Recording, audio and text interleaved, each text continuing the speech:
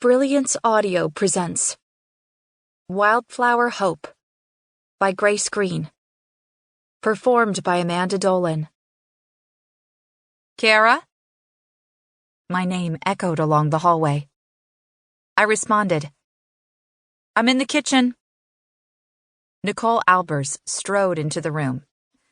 She was an ageless sort of woman. Slim, blonde, and always professional. She was about 10 years older than me, somewhere in her early 40s, but I suspected she'd looked much the same a decade ago and would into the next decade, too. She was carrying a large business tote and a handful of postmarked envelopes and ad circulars. She set her tote in a chair and waved the mail in my direction before placing it on the kitchen table. I grabbed these from your mailbox. Looks like they've been there for a couple of days. I didn't feel like walking down there yesterday. Then drive to it. It's not a good idea to leave the box unchecked. Someone could mess with the contents, and you'd never know anything was taken.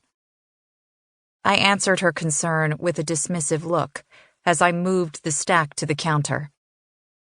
It's always junk mail, so I'm not likely to lose much worth keeping.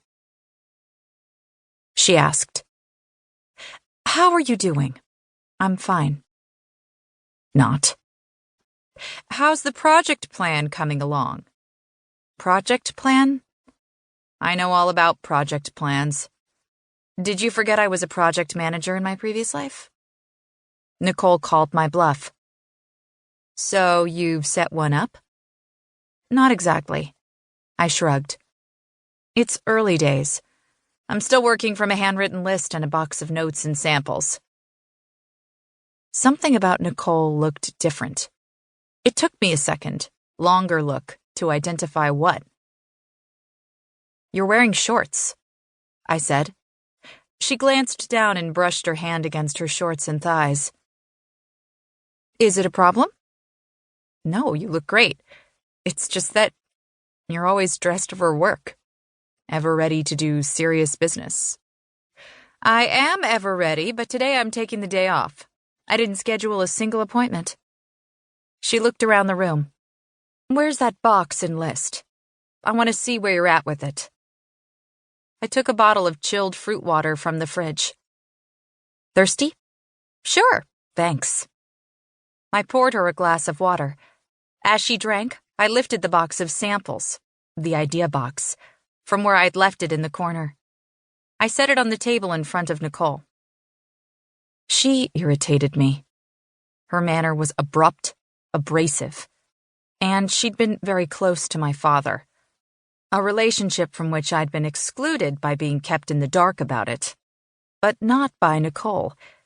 It was wrong for me to hold that against her, especially when she was using her skill, her connections as a lifelong resident of Louisa County and a longtime real estate agent, and her personal time to help me turn Wildflower House into a creative retreat. Nicole took one look inside the box and shook her head. After a feeble show of sifting through the assorted papers, she stepped back. You and I need to sit down together to make firm plans and set dates. Kara, you need a business plan. I can set you up with a top-notch accountant. He'll help you run the numbers and all that. I know what I need. I was about to warn her that, while I appreciated her coordinating the legal end of this project, I would drive the decision-making when she said, Can't do it today, though. Oh? Nicole tucked a stray hair behind her ear. Maddie Lynn needs a little extra attention, so she and I are playing hooky. Maddie Lynn was Nicole's niece. She was almost 5. Maddie's mom had died before I'd met any of the Albers family. Legally, Nicole was Maddie Lynn's guardian, but Mel, Maddie's grandmother, shouldered most of the child-raising responsibilities.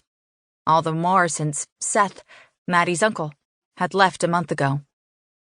Seth had played a major, almost parental role in her life for the last year or so, a significant impact in terms of Maddie's young age.